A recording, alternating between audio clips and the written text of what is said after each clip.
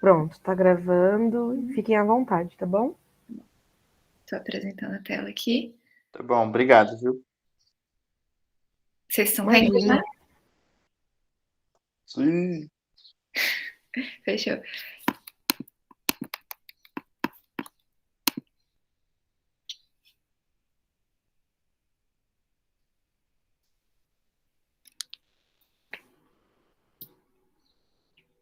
Acho que eu vou entrar pelo celular. Gente, vocês estão me ouvindo? Fala um oi se vocês estão me ouvindo. A gente tá te ouvindo. Perfeito. Galera, meu Deus, sempre dá isso. Ok. Gente, bem-vindos ao aulão de Química, revisão da Unesp. Os professores que vão dar essa aula são eu, Cecília, o Denner e o Luan, ok? Bora lá. Então, vamos começar. A química estuda átomo, né, galera? Então, é nada mais importante do que a gente saber os modelos atômicos. E tá, lá bem antes, não sei nem quando, a gente é, havia a ideia de que o átomo era a menor partícula possível que como é que fala? Que construía os materiais. Então a gente vai ter aí 4 modelos atômicos e eles vão progredindo e ficando mais parecidos com o que a gente sabe que realmente acontece hoje em dia. Então a gente tem o modelo de Dalton, que é o modelo da bola de bilhar, é uma esfera maciça, tá? Como vocês podem ver aí. Aí, depois de Dalton, o Thomson ele fez um modelo um pouquinho melhor, que é o que a gente chama de pudim de passas, que consistia em uma esfera carregada positivamente, com várias cargas negativas distribuídas na superfície dela, ok? E aí a gente tem o modelo do Rutherford, que melhorou um pouquinho isso. A gente começa a ter algumas camadas e esses elétrons, essas cargas negativas, elas estão em movimento ao redor de perdão, ao redor de um núcleo positivo que não é grande do jeito que a gente achava antes. Agora ele é pequenininho, tem bastante espaço entre esse núcleo e os elétrons, ok? E aí a gente tem o modelo de Rutherford-Bohr, que só pegou esse modelo planetário e melhorou um pouquinho, que é que a gente tem as diferenças de energia entre as camadas. Por isso a gente está vendo aí o K, o L e o M. Quanto mais perto do núcleo, mais energia esse elétron tem, ok? Então, eu acho que o próximo slide já não é meu, então eu vou fazer um exercício com vocês, ok? Esse é o 1 mesmo. Deixa eu tirar o meu nome daqui. Ok, vamos lá. Assinale a alternativa incorreta. As primeiras ideias relativas à estrutura interna dos átomos foram de Thomson. Não, gente, as primeiras ideias não foram nem do Dalton, mas em relação à estrutura interna dos átomos, não foram de Thomson, ok? Foi do Dalton. No modelo atômico de Rutherford-Bohr, os elétrons que giram ao redor do núcleo. Perdão, gente. No modelo atômico de Rutherford-Bohr, os elétrons que giram ao redor do núcleo não giram ao acaso, mas descrevem órbitas determinadas. Peraí, isso parece certo, não parece? Eles têm uma energia, cada camada, e eles estão rodando de alguma forma. Vamos continuar. O modelo atômico de Dalton considerava a existência de cargas nos átomos. O modelo atômico de Dalton nem sabia que tinha alguma carga lá, era uma esfera maciça, lembra disso? E aí a gente tem Demócrito e Leucipo foram os primeiros a definir o conceito de matéria e átomo. Foi isso? Então, calma aí. Gente, vocês podem me ajudar, Luan? Oi? É pra assinalar a incorreta, né? Oi? É pra assinalar a incorreta. A incorreta, lógico. Sim. Que é essa daí mesmo. É, exatamente. Foi isso, então, o modelo atômico de Dalton considerava a existência de... não considerava a existência de cargas nos átomos, né? Sim. Isso. Então, vamos ver. Calma, esse parece certo. E as ideias relativas à estrutura interna. É interna porque a gente já não é mais uma esfera maciça, né? Então, gente, modelo atômico de Dalton não considerava a existência de cargas nos átomos. Perdão. Agora os professores melhores vão começar na matéria deles. Bora lá. Vá. Gente, então vou começar com essa matéria linda, amorosa, que sei de muitos alunos que gostam aí. A única que eu conheço é a Diandra, e eu sei que ela ama essa parte da matéria daqui. Olha lá, sempre rindo. Enfim, bom, vai ser bem basicão aqui, mas o que vocês precisam saber na parte de estequiometria para fazer a prova?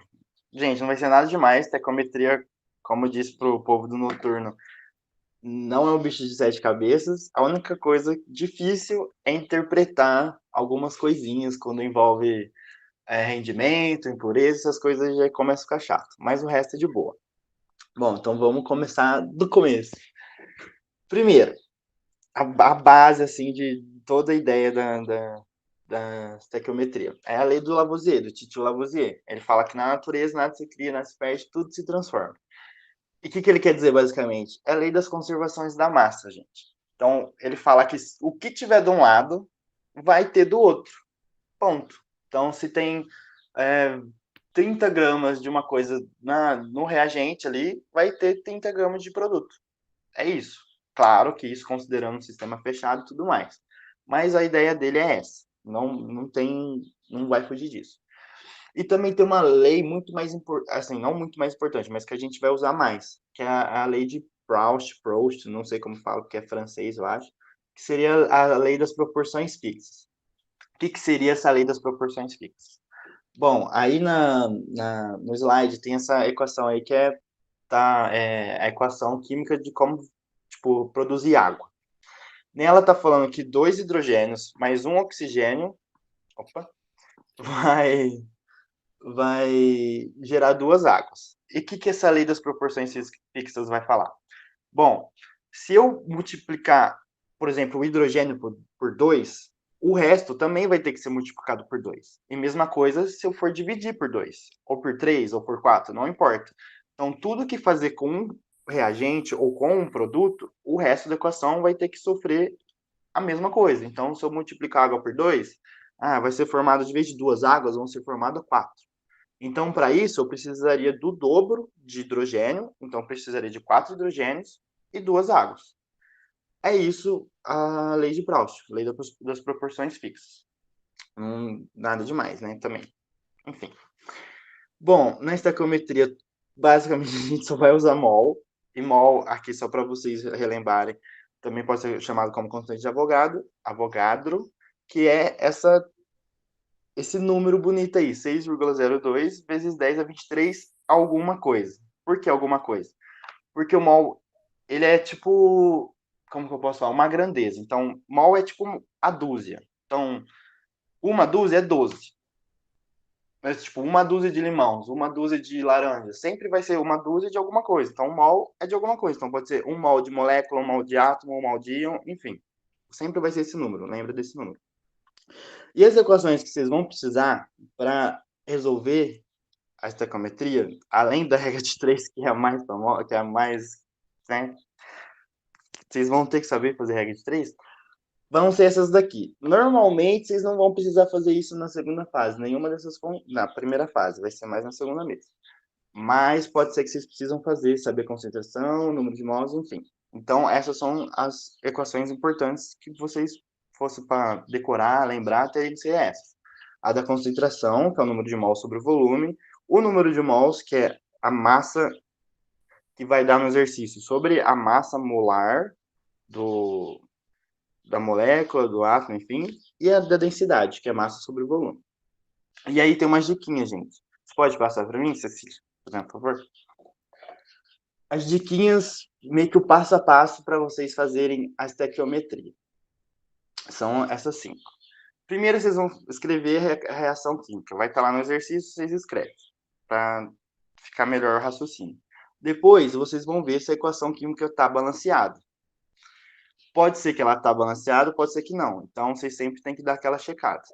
Depois, vocês vão encontrar os envolvidos. Por exemplo, numa reação que vai ter, tipo, A mais B gerando C mais D, faz de conta que no exercício ele está querendo saber só do A e só do D.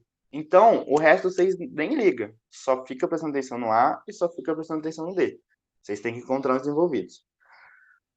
Depois vocês vão analisar as proporções estequiométricas. Por exemplo, um A vai gerar 2D. Então, sempre que vocês fazerem a conta, por exemplo, se tem 10 de A, vai ter que ter, tipo, 10 mols de A, vai ter que ter 20 mols de D, porque é 1 para 2, entendeu? Então, sempre ver essas proporções e ver quais são as grandezas que estão envolvidas. Por exemplo, pode estar envolvida mols, por exemplo, 1 mol para 2 mol, ou se não, massa, 10 gramas para não sei quantas gramas, ou volume, e assim vai, entendeu? Aí depois de vocês fazerem essas partezinhas que são as mais chatinhas, é só fazer a regrinha de 3. O problema é chegar na regrinha de 3. Depois da regrinha de 3 é só sucesso. E aí eu trouxe alguns exercíciozinhos pra gente relembrar algumas coisas e ser sucesso no negócio ali, na hora da prova. No slide acho que é o 10, Cecília. 10, isso.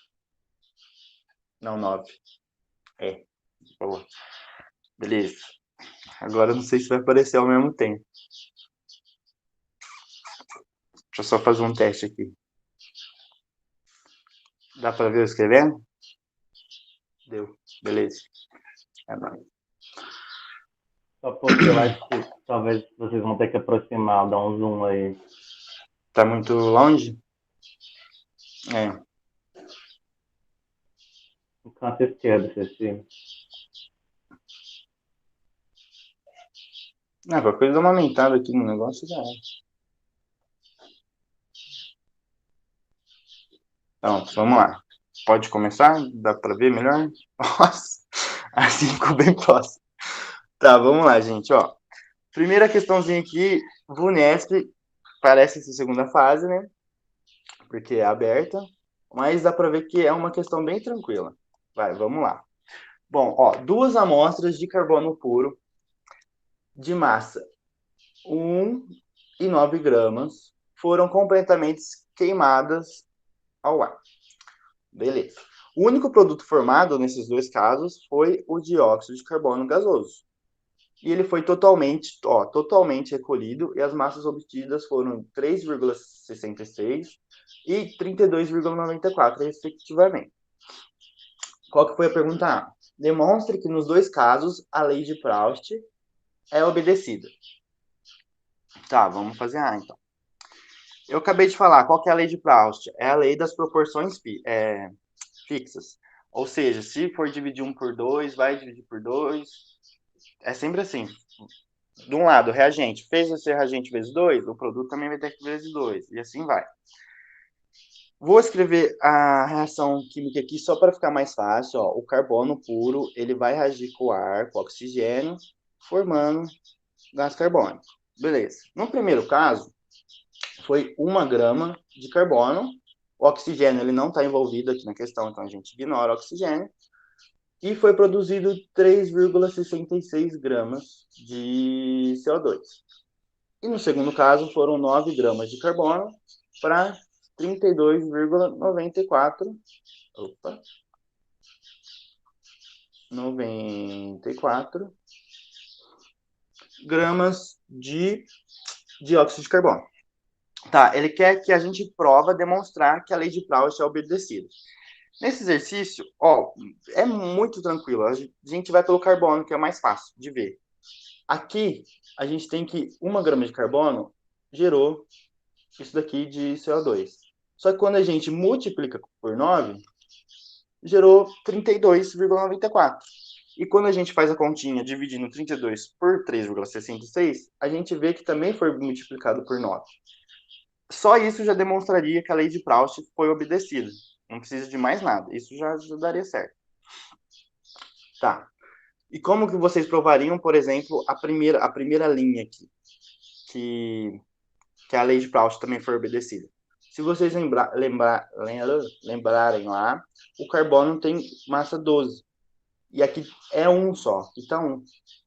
Então, isso quer dizer que foi a massa do carbono, 12, dividido por 12. Por isso que deu 1.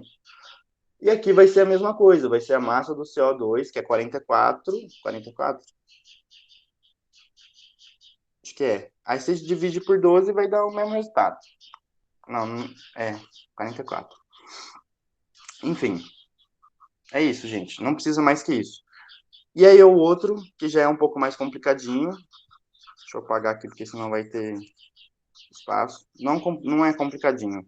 É só que vocês têm que lembrarem lá das aulas, que eu não sei se o povo da manhã viu, perguntando a porcentagem do dióxido de carbono. Bom, vamos lá. Como que a gente vai determinar? Vamos ler a questão primeiro. Determina a composição do dióxido de carbono expressa em porcentagem de massa de carbono e de oxigênio. Como que a gente vai fazer isso? Bom, primeiro, para determinar a porcentagem de carbono ou de qualquer outro elemento e do oxigênio, a gente vai pegar a massa do carbono, que é 12, e dividir pela massa do dióxido de carbono, que é 44. Isso vai dar 27,27, 27, assim vai. E para oxigênio, mesma coisa. Vai ser 32 dividido por 44. Isso vai dar 72,72. Aí, na hora de... Tudo isso em porcento, gente. Me desculpa. Esqueci. Tô indo um pouco rápido para também não atrapalhar a galera aqui. E aí, vocês vão escrever que em porcentagem seria 27,27%. E ó, 72,72%. É isso. Já revisamos boa parte aí da parte de estequiometria. Tá. Cadê? Deixa eu ver se tá tudo certo. Aí. Esse exercício. Esse exercício eu acho que ele é mais conceitual, eu acho ele bem legal para vocês pegarem também a ideia das proporções e tal. Tá, vamos ler ele da FATEC. Amônia é matéria-prima fundamental na fabricação de produtos importantes, como fertilizantes, explosivos, antibióticos e muitos outros. Resumindo, na indústria, para fazer a amônia, eles vão reagir o nitrogênio e o hidrogênio gasoso, gerando essa equação aqui. Aí, beleza. Considerando que o hidrogênio e o nitrogênio, eles foram colocados para reagir em quantidades, tais como na figura, onde um representa H2 e 2 representa NO2, e supondo que o rendimento seja de 100%, podemos afirmar que... Tá, então primeiro, vamos ver um negócio. Qual que é a proporção de nitrogênio e de hidrogênio, que é os dois envolvidos na questão. A gente deixa a amônia de lado. Ó, dá para ver que 1 mol de nitrogênio tá para 3 de hidrogênio. Beleza? Beleza, a gente não precisa mais nada. Aí na figura, deixa eu pegar outra cor aqui para ficar diferente. Tá falando que o 1 é o hidrogênio. Então vamos contar quantos hidrogênios tem. 1, 2, 3, 4, 5, 6, 7, 8, 9, 10, 11. É 11? 11. Então vamos falar que tem 11 hidrogênios. É 11? 11. Beleza. E a parte do... Cadê? O nitrogênio é o 2, né? Que é esse carinha aqui, que é o azul. Então, de nitrogênio vai ter 1, 2, 3, 4, 5, 6. 6 nitrogênios. Tá. Eles querem... Vamos ver o que eles estão afirmando. O nitrogênio e o hidrogênio estão em proporções estequiométricas? O que significa as proporções estequiométricas? Seriam seguir esse padrão aqui de cima, que seria 1 nitrogênio para 3 hidrogênios. E dá para ver que na figura não tá, porque tem 6 nitrogênios e só 11 hidrogênios. Então não estão em proporções estequiométricas. O hidrogênio foi colocado em excesso? Não. O hidrogênio está faltando, precisariam de mais hidrogênios. Precisaria ter 3 vezes hidrogênios em relação ao nitrogênio. Então, não. O nitrogênio é o reagente limitante? Não, gente, não é o reagente limitante. Vocês lembram o que é reagente limitante? Reagente limitante é o que vai limitar a reação, o que está meio que faltando, assim, que não está em excesso. E o nitrogênio, nesse caso, ele está em excesso, por causa da proporção. Tem muito mais nitrogênio do que hidrogênio, beleza? E a letra D, que é a verdadeira, falando que o hidrogênio é o reagente limitante. Sim, ele é o reagente limitante. Por quê? Porque ele está faltando. De acordo com essa lógica aqui, teriam que ter 18 hidrogênios, porque já que aqui fez vezes 6, aqui também teria que fazer vezes 6. E não foi feito. Está faltando 7 hidrogênios. Então, o hidrogênio é o reagente limitante. Beleza? É essa a ideia. Eu vou só escolher mais um exercício para a gente fazer junto, para não atrapalhar muitas horas aqui. Cecília, vai no próximo slide, que eu acho que esse slide vai pegar bastante. É aquele que se acaba... Exatamente, Diandra. É isso daí. Se acabou, parou a reação porque não tem mais nada.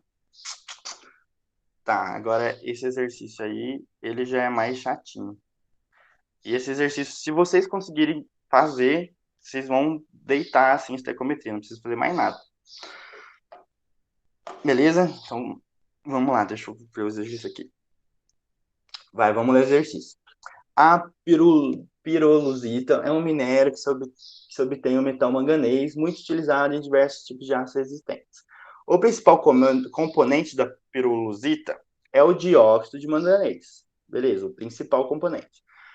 Para se obter o manganês metálico com elevada pureza, utiliza-se a aluminotermia, processo no qual o óxido reage com alumínio metálico, segundo essa equação. Beleza, tem essa equaçãozinha aqui bonitinha. Considerando que determinado lote de piroluzita apresenta um teor de 80%, deixa eu grifar aqui de outra cor, porque essa informação é importante. 80%, ficou muito bem grifado, mas vocês entenderam. De dióxido de manganês, a massa mínima de piroluzita, ou seja, de dióxido de manganês, para se obter 1,1 tonelada de manganês metálico é. Tá, como que a gente vai fazer isso? Gente, primeiro passo é escrever a reação. Vamos escrever a reação, então, para a gente não ficar perdido. Problema? Tá, vamos. 2 mais 4 alumínio, girando 2, L2O3 mais 3 ml. Segundo passo, vamos ver se está balanceado. Nesse caso, já logo adianta que está balanceado, então a gente não precisa se preocupar com isso. Beleza. O terceiro passo, a gente vai encontrar os envolvidos.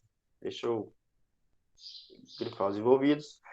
Os envolvidos vão ser o dióxido de manganês, que ele quer saber qual que é a massa mínima do dióxido de manganês para produzir 1,1 toneladas de manganês. Então, são esses dois os envolvidos. E também o próximo é ver as proporções estequiométricas e também a grandeza que está envolvida.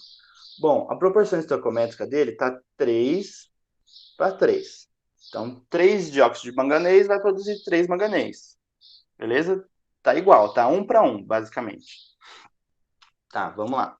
E o exercício está pedindo em gramas, né? Porque 1,1 toneladas, 1,10 toneladas é em gramas, né? em massa. É em massa. Não é em gramas, desculpa, em massa. Beleza, como que a gente vai resolver esse bendito desse exercício? Provavelmente na prova, eles deram como chama? A massa do dióxido de manganês e do manganês, que no caso não está aqui no exercício, mas eu trouxe para também não ficar difícil a vida. Bom, o dióxido de manganês ele é 87 gramas 1 mol.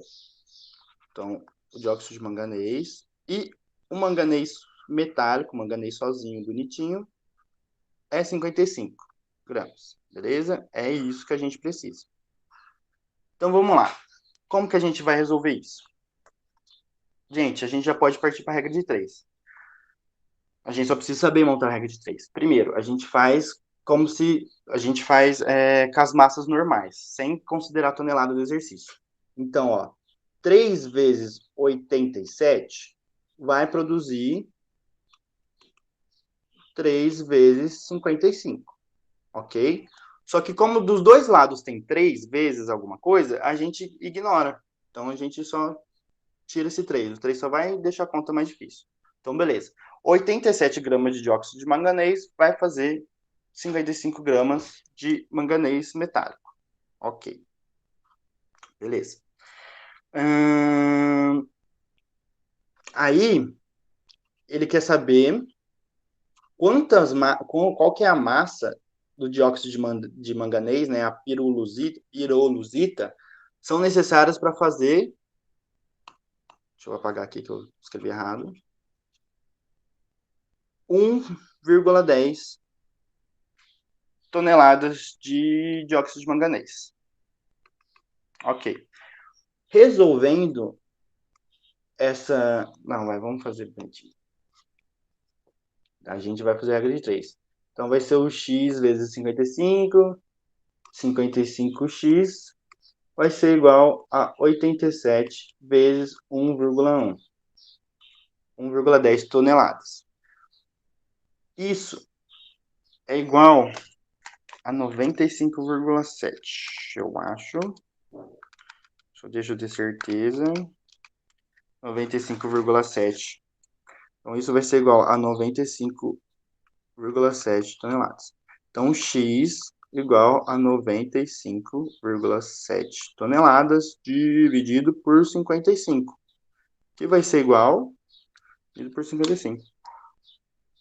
1,70. Nossa, que bagulho feio.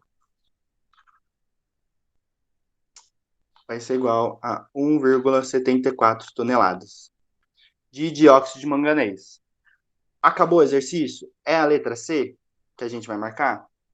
Não, gente. Infelizmente não. O problema é que muita gente pode errar aqui, tá? Mas por que não?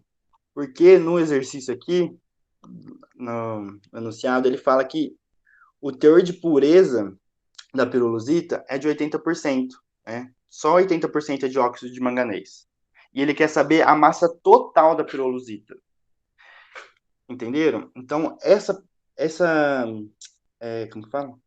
Essa massa aqui de 1,74 toneladas, ela é correspondente somente ao dióxido de manganês e não a pirolusita inteira.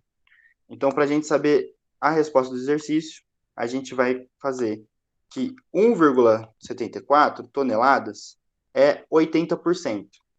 Por que 80%? Porque está correspondendo só a quantidade de dióxido de manganês. E a gente quer saber do minério inteiro, entendeu? A gente quer saber com a tralha que vem junto. Então, a gente quer saber de 100% da massa. E vai ser a um valor Y. Fazendo essa continha aqui, para não complicar muito também, porque a lousa já está bem complicada, vai dar a resposta de 2,18 toneladas. 2 toneladas e não sei quantos mil gramas aí, isso daí. Enfim, gente, se vocês saberem resolver esse exercício de estequiometria, por mais complicado que seja, vocês sabem tudo. A única coisa que esse exercício não englobou foi balancear, mas balancear é tranquilo, é só seguir a regra do macho, né? Que vocês vão balancear primeiro metal, depois o ametal, depois carbono, hidrogênio e oxigênio. É isso. Parte de estequiometria eu acho que já tá legal aqui. Agora acho que é né, a continuação dos slides. Pode passar. Aí. Tem termoquímica também, gente. Termoquímica vai ser mais tranquilo do que estequiometria, não vai ser tão chatinho assim. Mas, basicamente, é o estudo do calor das reações que vai ser calculado através da entalpia. A entalpia, ela é a variação da entalpia, que é o que todo exercício a gente vai querer, é sempre a variação. Entalpia sozinho, a gente nem liga, o importante é a variação. Então, a entalpia da reação geral, ela vai ser a entalpia dos produtos menos a entalpia dos reagentes, tá? Beleza. O que pode cair, por exemplo, no vestibular? Pode ser tanto esses gráficos e também eles vão como que fala? Não é obrigar. Vocês vão precisar saber se as reações são endotérmicas ou exotérmicas e assim vai. Bom, o que é uma reação endotérmica? Que seria o caso daquele gráfico 2. São reações que elas vão absorverem calor. Que esse delta H dessa reação vai ser maior que zero. Ou seja, o delta H dos produtos vai ser maior do que os reagentes. Por que elas vão absorver calor? Olha lá no gráficozinho 2. Reação endotérmica. Os reagentes estão aqui, tem a entropia e o caminho da reação. Conforme vai acontecendo a reação, os reagentes, para transformar em produtos, dá para ver que eleva no gráfico, né? Então, o que isso quer dizer? Isso está dizendo que está absorvendo calor, está absorvendo energia. Então, por isso que eles vão absorver calor, por isso que o ΔH da reação vai ser maior que zero. E ao contrário também é verdadeiro. Nas reações exotérmicas, eles vão liberar calor. Ou seja, o ΔH vai ser menor que zero e, por consequência, o ΔH dos produtos vai ser menor do que os reagentes. Beleza. O que é isso? A reação exotérmica, só para vocês verem no gráfico ali, o 1, os reagentes vão estar acima dos produtos. E para chegar nos produtos, eles vão ter que liberar energia, eles vão ter que cair. Então, para cair, eles vão liberar energia, liberam calor. Entenderam? É isso. Aí tem exercícios aqui também para ficar mais palpável essa ideia. Eu acho que é o 12 ou 13. Não, cadê? Isso. Clica no 13. Acho que no 13 é melhor para começar e depois a gente volta no 12. Tá, vamos começar pelo 13 só para mais por conceito, assim. Nossa, calor. Beleza, vamos ler. As bolsas térmicas consistem geralmente de dois invólucros selados e separados, onde são armazenadas diferentes substâncias químicas. Quando a camada que separa os dois invólucros, é rompida, as substâncias nelas contidas misturam-se e ocorre o aquecimento ou resfriamento. A seguir estão representadas algumas reações químicas que ocorrem após o rompimento dessa camada, que separam esses invólucros com seus respectivos ΔH. Analise as reações, os valores correspondentes e assinale a alternativa que correlacione se isso vai ser quente ou vai ser frio. Basicamente isso. O que eu ia falar? Esqueci de falar, gente. Lá nos slides. Quando tiver um ΔH que tiver um valor negativo, ele vai ser quer dizer que ele é exotérmico. O que é exotérmico? Ele está liberando energia. Entendeu? E por que ele é negativo? Porque pensa, se ele está liberando energia, ele está vindo daqui e caindo, ele está liberando energia, certo? Então ele está jogando calor para fora. Então quer dizer que ele vai ser quente. E o ao contrário também é verdadeiro. Quando for positivo, quer dizer que estava aqui, o reagente estava aqui e veio para o produto. Então ele teve que absorver energia, ou seja, ele pegou o calor do ambiente. Então vai dar uma sensação de frio. E aí ele quer saber, né, as reações, se elas são quentes ou frias. É bem simples. A gente não vai nem precisar olhar para a reação, a gente só vai precisar olhar para os ΔHs e nem também para o valor deles, nesse caso. A gente só vai precisar olhar para o sinal, tá? Então, se o ΔH é negativo, quer dizer que ele está liberando calor. É uma reação exotérmica. Então, quer dizer que é quente. Então, aqui é quente. Beleza? Se ele é positivo, ele está absorvendo calor. Então, se ele está absorvendo calor, dá uma sensação de frio. E o último também é a mesma coisa do primeiro. Vai dar sensação de quente, que vai ser a resposta B. Basicamente é isso. Agora tem uma da FUVEST 2012, que é o slide anterior, que ela já é mais complicadinha, mas também é tranquilo. Ela envolve já um conceito mais geralzão. Cadê? Aqui. Beleza, vamos ler ela também. Se vocês pegarem a ideia desse exercício aqui, qualquer exercício de termoquímica, assim, vocês vão conseguir lidar nesse contexto aqui. Vamos lá. O monóxido de nitrogênio, o NO, pode ser produzido diretamente a partir de dois gases, que são os principais constituintes do ar atmosférico, por meio dessa reação. Dessa reação aqui. Opa. Ó, essa é a reação aqui. Beleza. O NO, ele pode ser oxidado formando dióxido de nitrogênio, um poluente um poluente atmosférico produzido dos motores a explosão. Também por essa equação aqui. Beleza. Tal poluente pode ser decomposto nos gases N2 e O2 nessa equação. Aí ele pergunta, tipo, ele vai afirmar, né? Essa última transformação, aí tem as opções. Que última transformação? Cadê? Aqui. Essa última transformação aqui. Ele quer saber se vai liberar energia ou vai absorver energia. E como que a gente vai ver isso? Bom, gente, quando tiver esse tipo de exercício em que eles derem 3 equações, 4 equações, com vários ΔH, a manha é vocês pegarem essas equações anteriores, por exemplo, essa primeira, essa segunda, e fazer chegar nessa terceira, tá? E como vocês vão fazer isso? Vai ser simples. Meio que vocês vão tratar isso como se fosse matemática mesmo. Vai ser tipo álgebra. O que tiver de um lado, vocês vão somar, o que tiver do outro, vocês vão somar, e se tiver 10 de um lado e 10 do outro, vocês vão cortar. É isso. E a mesma coisa vai acontecer para o ΔH, ok? Então vamos escrever.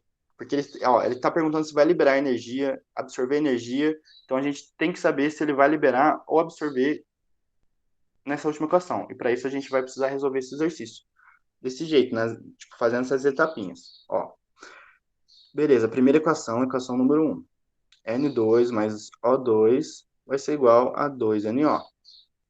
Equação 2. 2NO mais O2 vai ser igual a 2NO, 2NO2. Ok? Aí isso dá a equação final, que é 2NO2. Essa aqui é a final, gente. 2NO2 gerando N2 mais O2O2. Tá. Como que a gente vai transformar essas duas equações nessa última aqui? Primeira coisa que a gente vai fazer, a gente vai ver se tem alguma coisa de um lado da seta que tem no outro para a gente cortar, tá? É bem matemático isso daqui mesmo. Então, ó, vocês estão vendo que tem, deixa eu pegar uma outra cor. Vocês estão vendo que tem esse 2NO com esse 2NO? E eles estão de lados diferentes da seta, ó, a seta está aqui. Então é a mesma coisa que fosse um igual. Então o que tem do lado de um igual, a gente vai cortar com o outro lado do igual. Então a gente corta. Beleza. Cortamos. Dá para cortar alguma outra coisa? Não, mas dá para somar. Aqui a gente tem um O2 aqui na primeira equação e também tem um O2 na segunda.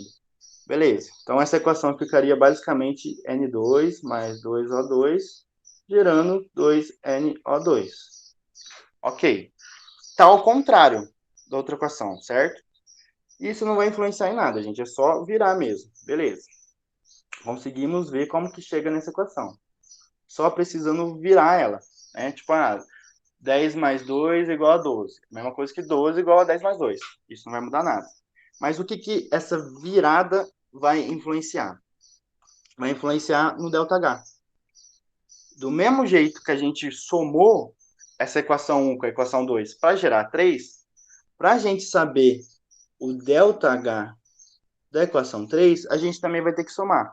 Então, a gente primeiro soma o mais 80 menos 114, que isso vai dar 66 quilojoules. Beleza, 66 quilojoules.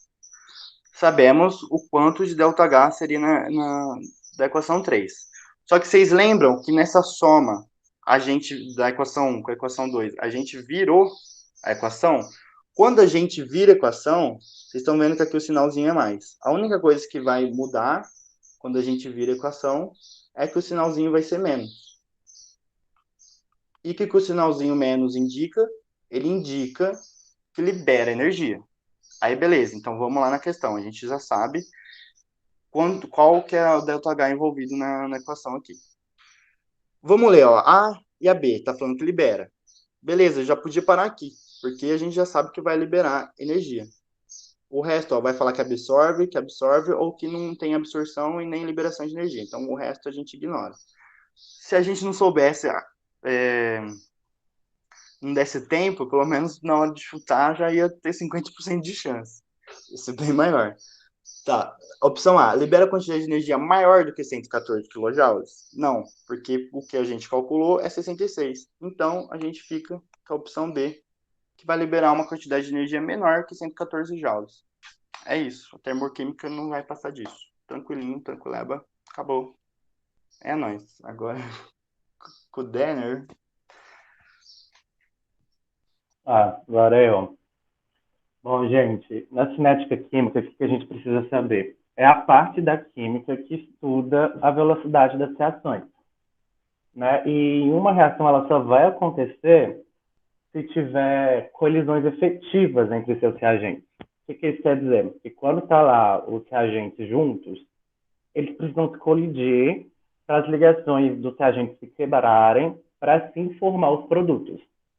Mas essas ligações elas só quebram se os reagentes eles tiverem uma colisão efetiva, ou seja, literalmente um em cima do outro para conseguir quebrar as ligações dos reagentes. Então, por exemplo, se não for uma colisão que não for um de frente assim com o outro, não vai quebrar e não vai conseguir formar os produtos.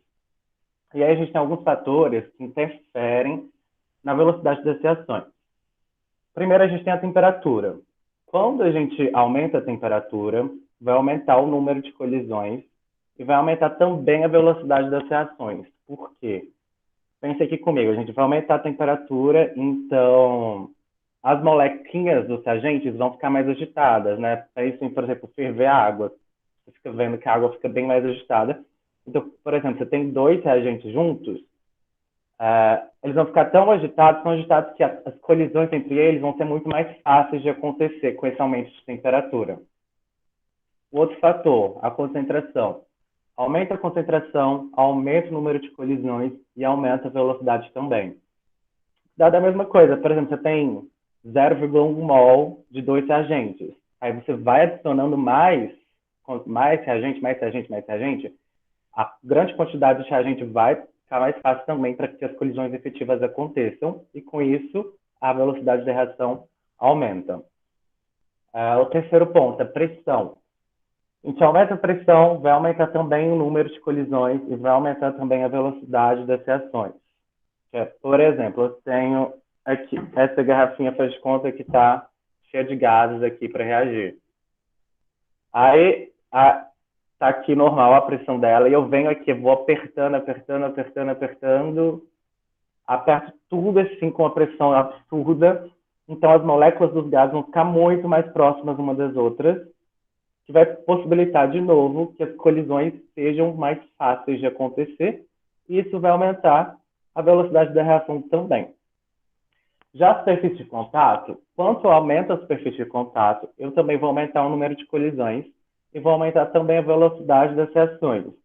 Por quê? Por exemplo, é muito mais fácil eu colocar fogo em raspas de madeira do que numa tora de madeira inteira. Porque a superfície de contato das rasquinhas são muito maiores do que de uma tora inteira. Ou outro exemplo também. Se você pegar um sonrisal, que é aquela pastilha, e um heno em pó, e colocar na água, o heno em pó vai dissolver muito mais rápido que um sonrisal, porque ele está em pó, a superfície de contato dele é absurdamente maior do que da pastilha. Então, isso faz com que as colisões ocorram mais rápido e a velocidade da reação aumente também.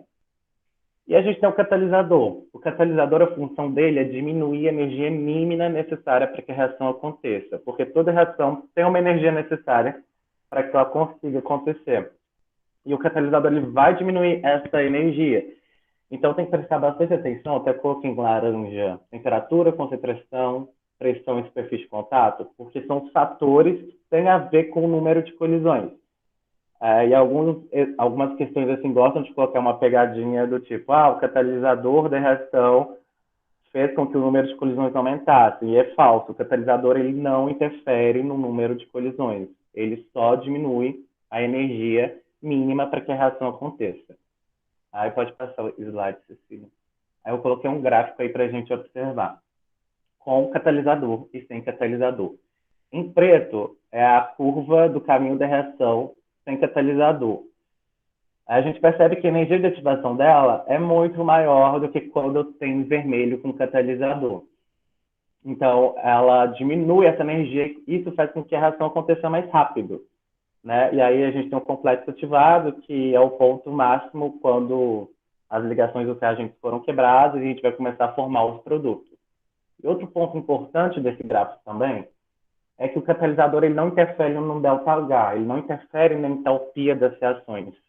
Inclusive, acho que tem uma questão que eu coloquei que fala sobre isso. Ele só, literalmente, diminui a energia de ativação, a energia mínima para as reações acontecerem. Pode passar, Cecília.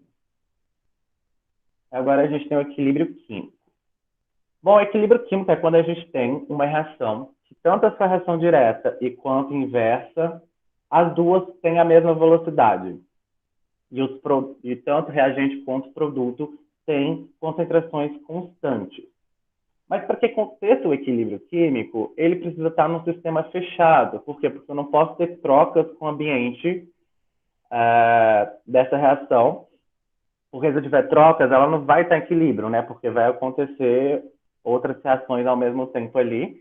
E somente com substâncias gasosas e aquosas. Isso é muito importante lembrar. Porque se tiver qualquer substância que seja sólida ou líquida, não vai interferir em nada no equilíbrio químico da reação. Igual na cinética, a gente também tem alguns fatores que deslocam o equilíbrio. O primeiro deles é a temperatura. Eu aumento a temperatura, eu vou deslocar para o lado endotérmico. Eu diminuo a temperatura, eu vou deslocar para o lado exotérmico. Aí eu dou um exemplo aí da produção da amônia. Se a gente observar, o ΔH dela é menos 46 kJ, ou seja, a reação direta da setinha para a direita, ela é exotérmica, igual o Lando tinha explicado para vocês. Então, a inversa vai ser endotérmica.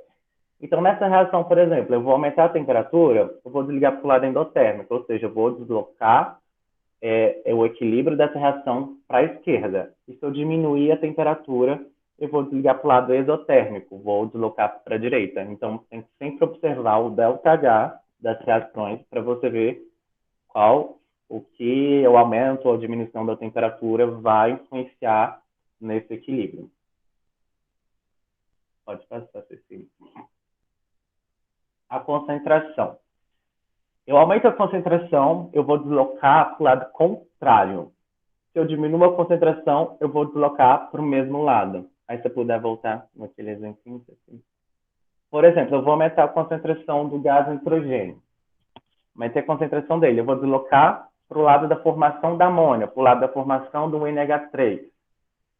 Agora, se eu tirar o nitrogênio, tirar um pouco de nitrogênio, eu vou deslocar para o lado dele. Ou seja, porque o equilíbrio precisa se manter. Então, eu preciso deslocar para o lado da formação do nitrogênio. Eu coloquei mais nitrogênio, eu preciso deslocar para o lado da formação dos produtos dele. Pode passar. A pressão.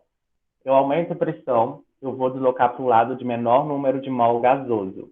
Eu diminuo a pressão, eu vou deslocar para o lado de maior número de mol gasoso. Pode voltar no exemplo, por favor. Então, por exemplo, nessa reação só tem o gás, mas é importante observar quando for pressão, que o que eles estão falando é que, por exemplo, você tem que contar o número de mol de cada lado.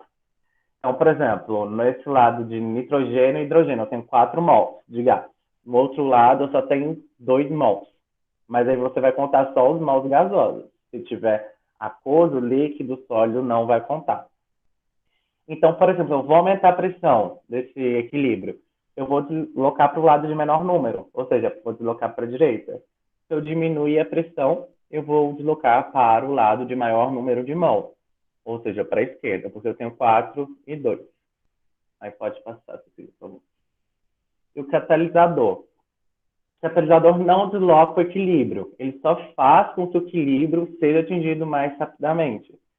Aí a gente tem aí um gráfico exemplificando isso. que as duas reações elas estão se encontrando numa mesma velocidade, que é o ponto fundamental do equilíbrio. Quando elas atingem o ponto que a velocidade é igual, a reação está em equilíbrio. Aí, se vocês perceberem aí mais para frente do pontinho pontilhado, é sem catalisador. O catalisador faz o quê? Ele faz com que esse equilíbrio seja atingido mais rápido. Então, ele não desloca o equilíbrio. Né? Então, lembrando de cinética e agora do equilíbrio.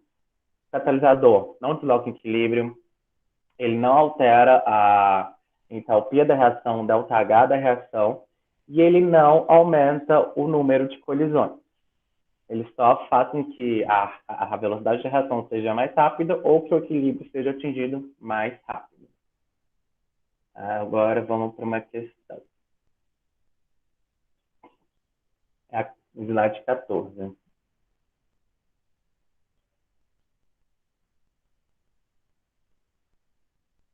Tá.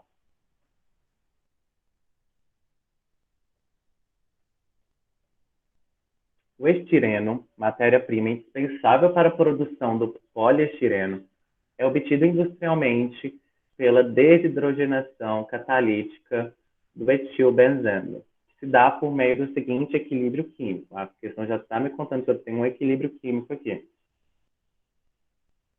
E aqui eu vejo que tem um catalisador nessa reação, as duas setinhas de um lado para o outro, né?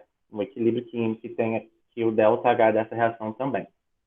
Analisando essa equação de obtenção de estireno e considerando o princípio de Le Chatelier, não sei falar francês também, é correto afirmar o quê? O princípio desse cara aqui é o que eu falei basicamente sobre o equilíbrio químico.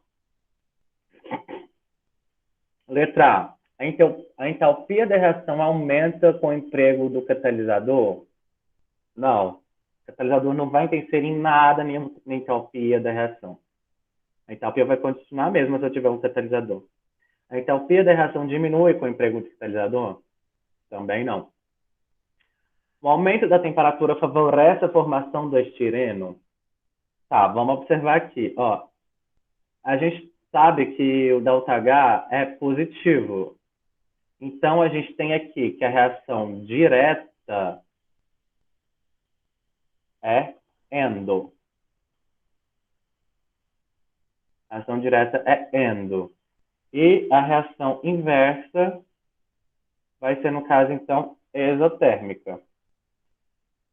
Então, se aumentar a temperatura, eu vou deslocar o lado endotérmico, ou seja, eu vou deslocar para a direita, que é bem onde está sendo formado o estireno. Então, letra C está correta.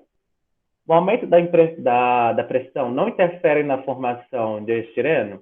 Interfere, por quê? Eu só tenho aqui os gasosos. Então, eu tenho que ver que, ó, se eu aumentar a pressão, eu vou deslocar para o lado de menor número de mol, que vai ser aqui, ó. Aqui eu tenho 1 mol, aqui eu tenho 1, com mais 1, 2. Então, se eu aumentasse a pressão, eu ia interferir na formação do estireno, que eu não ia formar o estireno. E o aumento da temperatura não interfere na formação de estireno? Interfere também. Então, a gente fica com letra C. Pode passar, por favor.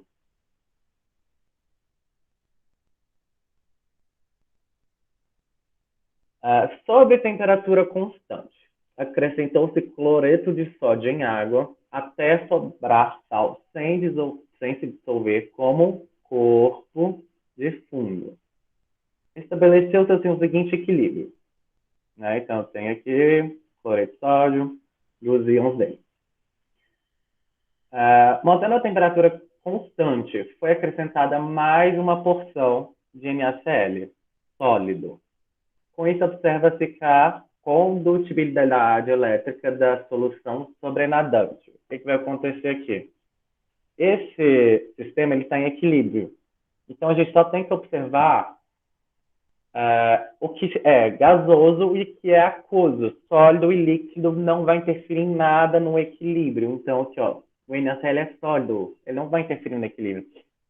Então, a condutibilidade elétrica ela vai acontecer se eu tivesse mais íons dissolvidos nesse equilíbrio, né? O Na mais o Cl menos deveria aumentar de concentração ou diminuir para interferir na condutibilidade elétrica desse sistema.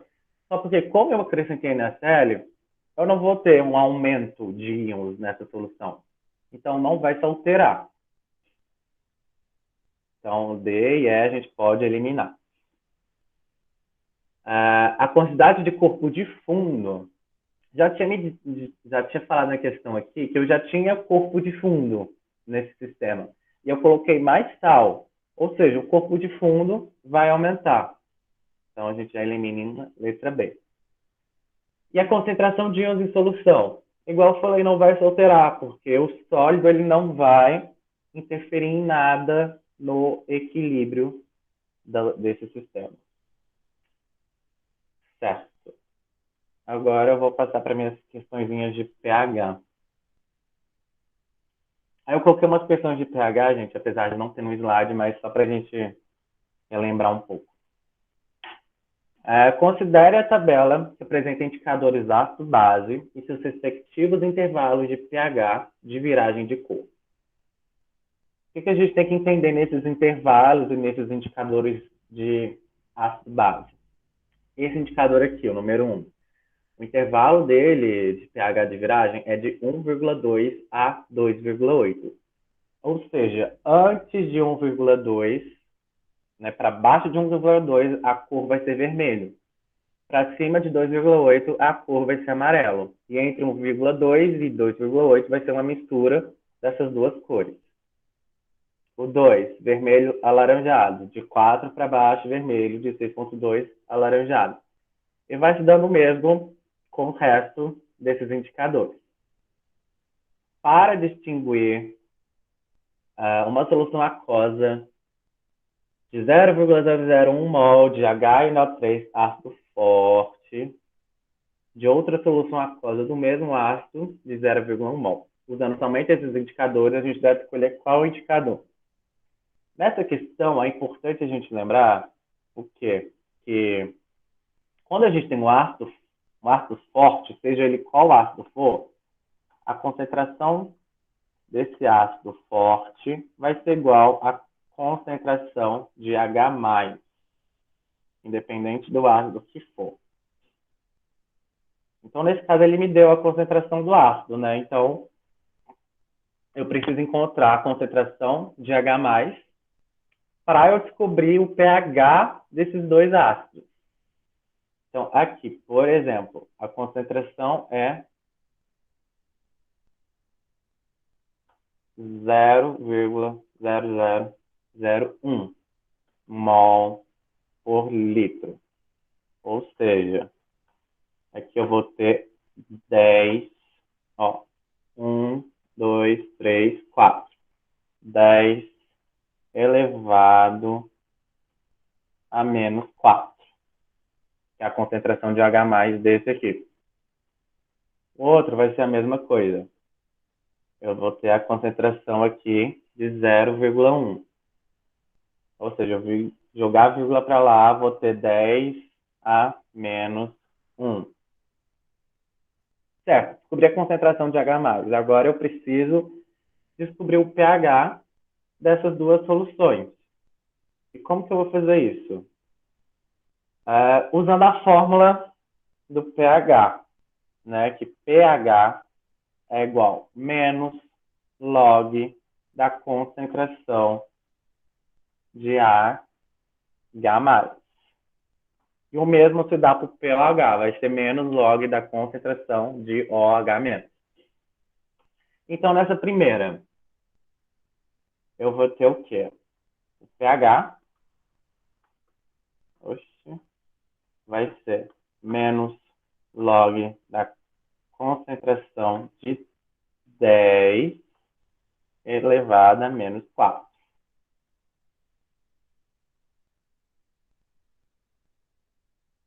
Olha, eu sou, tipo assim, gente, eu não sou muito bom em matemática, talvez os meninos podem explicar melhor aí como que funciona essa questão de log aí, porque eu sei o seguinte, quando você tem log de 10 elevado a alguma coisa, a menos alguma coisa, vai ser o quê? 10 a menos 4. Log de 10 a menos 4 vai ser menos 4.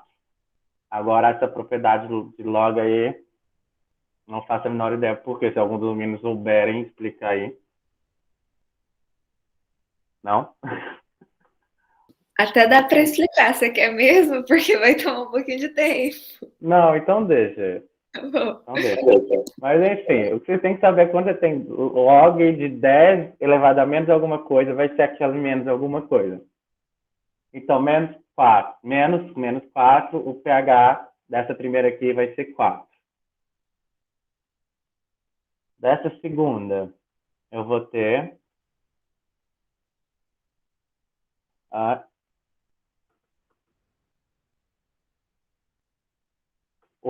menos log de 10 elevado a menos 1.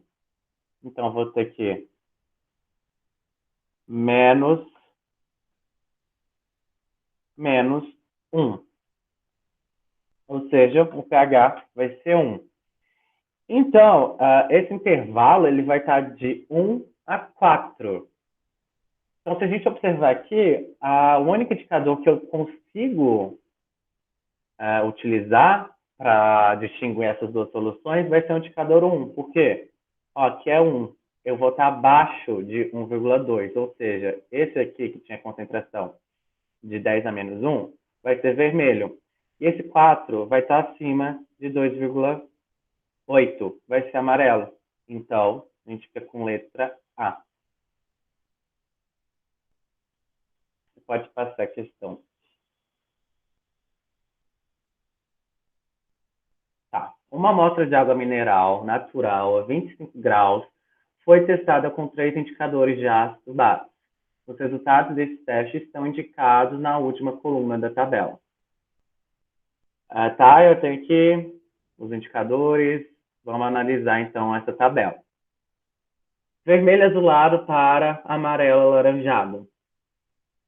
Então, aqui, ó, o indicador pH do indicador, desse primeiro indicador, vermelho neutro, abaixo de 6,8 vai ser vermelho azulado, acima de 8 vai ser amarelo alaranjado. E a cor da amostra dessa água foi amarelo alaranjado, ou seja, o pH é maior que 8. Porque, ó, amarelo alaranjado vai estar acima de 8. O embaixo, de 10 a 12,1. Abaixo de 10 vai ser amarelo claro. Acima de 12 vai ser amarelo acastanhado. Essa água teve uma cor amarelo claro, ou seja, ficou abaixo de 10. pH dela.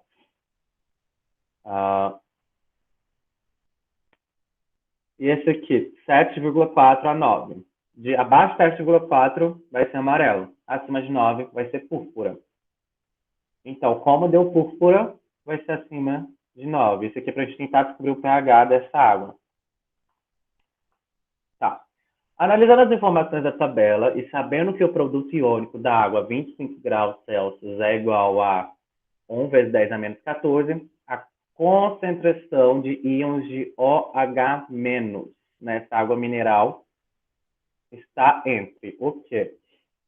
Tá, então ele me deu o pH, na verdade ele me deu os intervalos do pH da água e quer saber a concentração de íons OH-. Então o que eu tenho que fazer? Primeiro eu vou analisar qual que vai ser esse intervalo que a água vai estar. Ela vai estar acima de 8 o pH dela, acima de 9 e abaixo de 10. Então, o pH dessa água vai estar entre 10 e 9. Certo? Certo. Ele me deu esse produto iônico da água aqui a 10 a menos 14 para a gente lembrar do seguinte. Quando a gente tem, por exemplo, em relação à água, o pH mais o pOH, a soma desses dois é igual a 14. Então, por isso, 10 a menos 14 para me exemplificar isso. Então, eu sabendo isso, que pH mais pOH é igual a 14, se eu tenho um pH Vou colocar aqui ao contrário, na verdade. 9 e 10. Intervalo entre 9 e 10. Se eu tenho um pH 9 e um pH 10, de 9 para chegar a 14 é 5, né? E 10 é 4. Então, o intervalo do pOH dessa água vai ser entre 5 e 4. Amiga, você tá vendo? Porque parece que não tá acompanhando o que eu tô falando.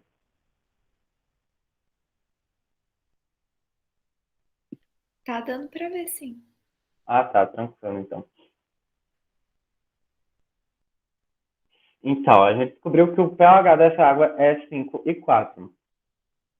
Lembra quando a gente fez lá para descobrir o pH da água e usando aquele logzinho lá, aquela coisa maravilhosa, que era o seguinte, a fórmula. pH, vou colocar o pH agora.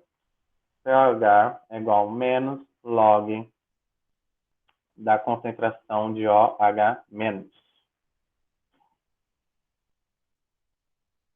Então, eu preciso saber, eu quero descobrir a concentração de OH menos e eu tenho o pOH. O que eu vou fazer então?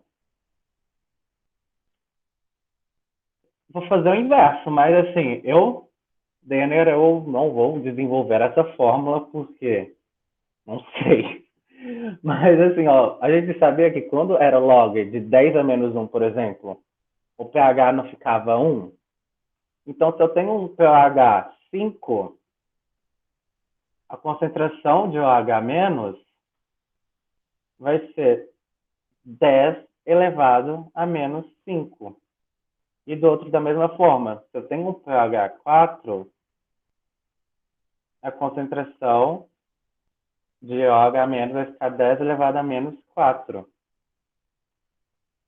Então, a gente vai ficar com letra C. Certo? Amigo, agora pode voltar na apresentação. As funções, gente. Passa bem rapidinho, porque acho que depois não vai dar tempo.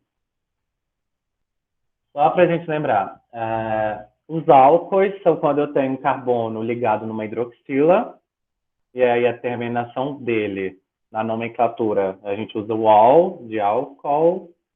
Os enóis é quando eu tenho uma hidroxila, mas ela está ligada no carbono que faz dupla ligação. Os fenóis é quando eu tenho um anel benzênico ligado numa hidroxila também, ligado num OH.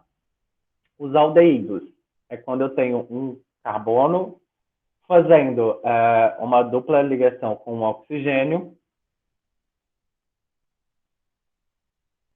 Acetona é quando eu tenho um carbono com uma dupla ligação com O entre dois carbonos. Os éteres são quando eu tenho um átomo de oxigênio entre dois carbonos. Os ácidos carboxílicos são quando eu tenho um carbono fazendo uma dupla ligação com um oxigênio, mais uma hidroxila, mais um OH ligado a ele. Os sais de ácidos carboxílicos. É como se fosse o ácido carboxílico, mas se vocês observarem, no lugar do hidrogênio, eu vou ter ligado o que? Um cátion. Nesse caso do exemplo, foi um sódio. E os éteres são quando eu tenho um carbono fazendo uma dupla com O, fazendo uma ligação entre um carbono, vai ter um oxigênio. O que eu faço para tentar diferenciar e lembrar dessas funções assim, que dá certo para mim? Porque, tipo assim, gente, é literalmente decorar, então vocês têm que descobrir uma forma que faça vocês lembrarem que cada função, qual é o nome de cada função. Eu faço o seguinte, o primeiro que eu decoro é o ácido carboxílico. Porque, para mim, Denner, ele é o mais fácil de decorar, porque você sempre vai ver um C com uma dupla puxada e um OH embaixo. Então, decorando o ácido carboxílico, eu penso no aldeído. Que o aldeído é como se fosse o ácido carboxílico. Volta, amiga, por favor, o slide. Olha lá, o aldeído último. É como se fosse o ácido carboxílico, mas ele não vai ter o oxigênio embaixo. Aí pode voltar de novo.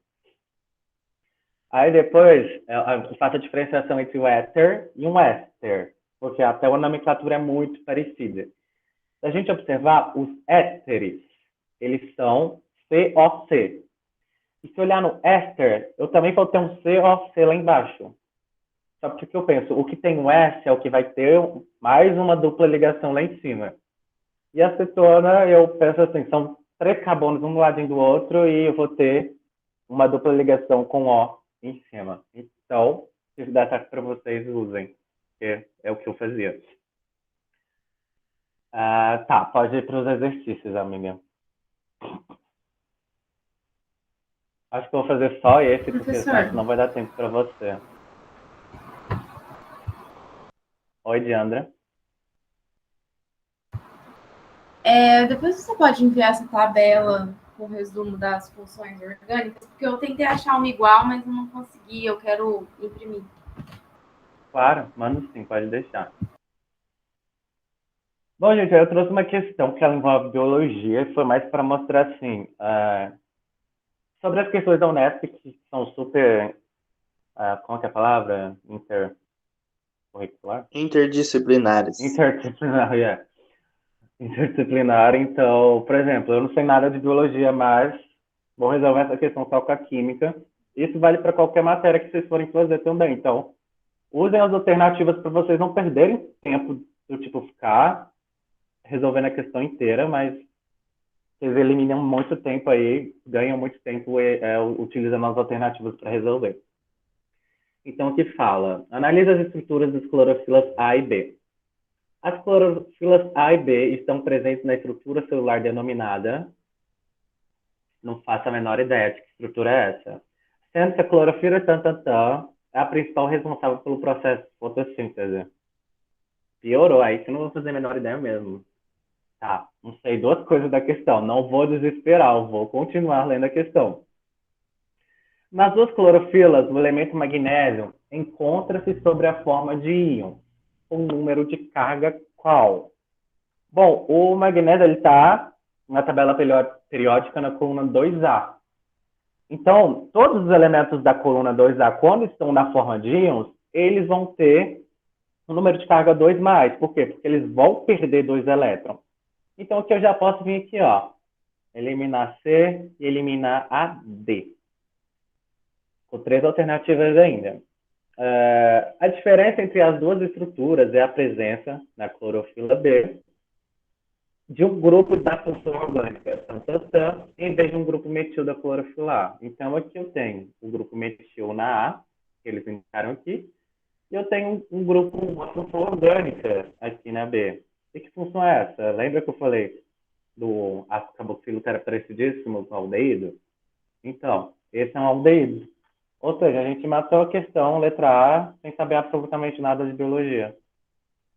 E é isso, amiga. Acho que você pode ir para as suas, acho que depois não dá tempo. Oi, gente. Agora eu tô muito mais na minha zona de conforto, que é a química orgânica. Eu queria só falar do Denner também. Gente, ó, fichinha de funções orgânicas, eu tenho 2 que eu fiz, eu fui copiando. E assim, você vai escrevendo até entrar na sua cabeça. Uma hora entra. Isso. Eu fazia desse jeito e colava na minha parede, assim, ó. E é o jeito. Bom, tá bom. Gente, continuando do Denner, a gente vai ter reações orgânicas, ok? Então, eu trouxe aí para vocês 4 tipos de reações principais. A gente tem, por exemplo, a adição. O que acontece na adição? A gente pode pegar da matemática. O que é adição? É quando eu coloco alguma coisa dentro de outra. Então, vamos lá. A gente tem como exemplo um eteno, e a gente está adicionando água nele. E aí, o que acontece? Eu vou quebrar essa água em um H e um OH, e eu vou dar para um desses carbonos um H e para o outro um OH. Eu estou formando aí um etanol. O que acontece na adição? O único jeito de eu adicionar algo numa molécula orgânica é se eu tiver antes uma ligação dupla ou tripla. Por isso que eu preciso de pelo menos uma insaturação. Se não, para eu adicionar um negócio, eu vou ter que quebrar a molécula, e aí é outro tipo de reação. Ok? Nos tipos de reação de adição, a gente tem halogenação, que é quando eu adiciono um halogênio na molécula orgânica. Halogênios a gente sabe que é flúor, bromo, iodo, essas coisas. Hidrogenação, eu posso adicionar um hidrogênio de cada lado, por exemplo. E hidratação é o que eu estou fazendo aqui, ok? Que é adicionar uma água. Eu também tenho reação de substituição, que eu vou trocar alguma coisa da molécula por outra coisa. Por exemplo, a gente tem aqui um metano, que eu posso tirar um H dele e adicionar um grupo nitrato. E aí eu vou ter um ácido nítrico. Não, ácido nítrico não, perdão. Estou reagindo ele com ácido nítrico, criando um nitrometano, ok? E vai sair uma água. E aí a gente também tem os tipos, a halogenação. Eu posso trocar esse H por um halogênio. Nitração, é isso que está acontecendo aí. E uma sulfonação, eu posso adicionar um grupo com enxofre também, ok? Aí a gente tem a eliminação. Bom, vamos lá. Eliminação é o quê? Quando você elimina alguma coisa. Eu trouxe como exemplo para vocês que a gente tinha uma molécula 1,2-dibromoroetano. Gente do céu, que nome feio. E aí o que eu vou fazer? Eu vou tirar esses 2 bromos da molécula, reagindo ele com zinco. E aí, do mesmo jeito que quando a gente está adicionando, a gente está pegando uma ligação dupla ou tripla e quebrando ela, quando a gente tem uma eliminação, a gente vai voltar ela para dupla ou tripla, ok? Então, nesse caso, eu vou tirar uma ligação de cada um dos carbonos, e eles vão sentir falta de alguma ligação, porque o carbono precisa fazer 4 ligações. Então, eles vão se juntar e fazer uma ligação dupla entre eles. Aí eu tenho como resultado o eteno e o brometo de zinco. Aí eu trouxe aqui uns exemplos de eliminação para vocês, que é desidratação. Por exemplo, se eu pegar essa reação que eu fiz na adição e fazer o contrário dela, eu vou ter uma desidratação. Eu posso ter também eliminação de hidrogênio, ou como a gente viu aí no exemplo, uma eliminação de halogênio, porque o bromo é um halogênio, ok? Aí a gente tem também oxidação. E oxidação a gente tem vários tipos, não vai dar para passar por todos, mas vamos ver o exemplo aqui. A gente tem aqui uma oxidação de álcool. Então eu tenho um etanol e eu vou reagir ele com oxigênio concentrado. E aí eu vou ter um ácido etanóico e água, ok? Porque ele é um álcool primário. E álcool primário, quando você oxida, você tem um ácido carboxílico. Aí vale lembrar, quando você tem um álcool secundário, você consegue uma cetona, ok? Porque, por exemplo, ao invés desse H aqui, eu teria mais um grupo de hidrocarbonetos, eu teria mais um C. E aí, se eu for substituir esse OH por uma ligação dupla com O, aqui eu vou continuar tendo C, e aí eu vou ter uma cetona, ok? Lembra de funções. E quando eu tenho um álcool terciário, essa reação não ocorre, ok? Aí a gente também tem oxidação em alcenos, que não deu para trazer nenhum exemplo, mas a gente tem oxidação energética, oxidação branda e ozonólise. O que acontece? Acontece em alcenos, então quando é branda, é quando eu vou deixar ainda uma ligação entre, nessa dupla, eu vou cortar só a parte dupla, só a ligação pi. Então eu vou ter... Calma aí. Então, eu vou ter um diálcool sendo formado. Você vai colocar um OH de um lado, um OH do outro, eu vou formar diálcool. E aí, quando você tem a ozonólise ou a oxidação energética, você pode estar formando aí cetonas, aldeídos ou ácidos carboxílicos. Ácidos carboxílicos na energética, tá? Só na energética. Deixa eu fazer exemplo. Vou voltar aqui.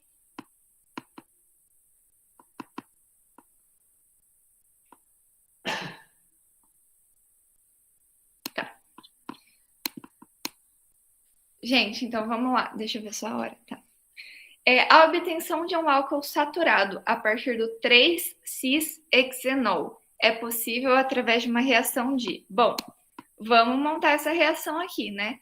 A gente quer o 3-cis-hexenol. Então, eu vou fazer o hexeno, tá? 1, 2, 3, 4, 5, 6. Tá, gente? Vamos, só deixa eu mostrar aqui. Aqui tem um carbono, aqui tem um carbono.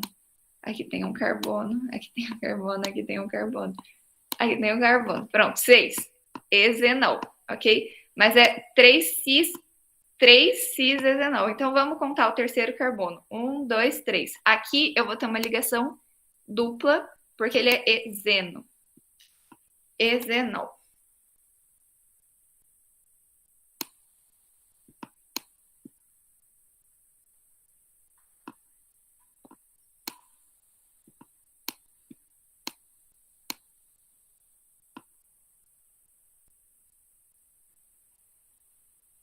É isso.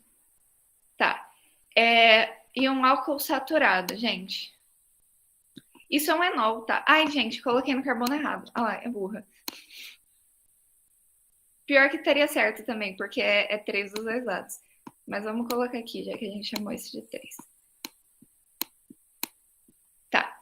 Isso aqui é um enol, tá? Porque é um grupo hidroxila ligado a uma dupla, a um carbono com dupla.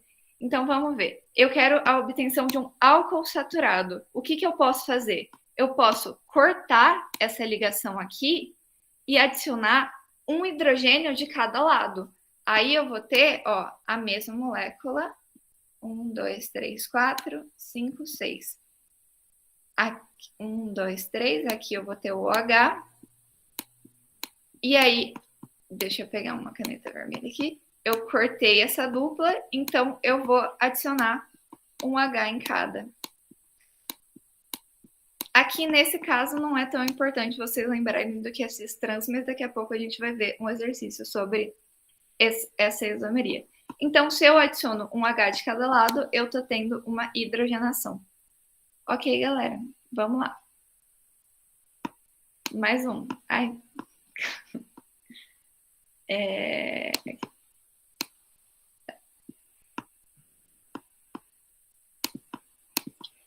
Reações de desidratação de álcoois, oxidação de aldeído e polimerização de cloreto de vinila dão origem a, respectivamente. Bom, gente, vamos pensar. Uma reação de desidratação de álcool. Eu vou fazer um álcool bem simples aqui, ó. O etanol. Todo mundo conhece o etanol. Ok? Vou adicionar aqui 3Hs e eu vou fazer isso daqui.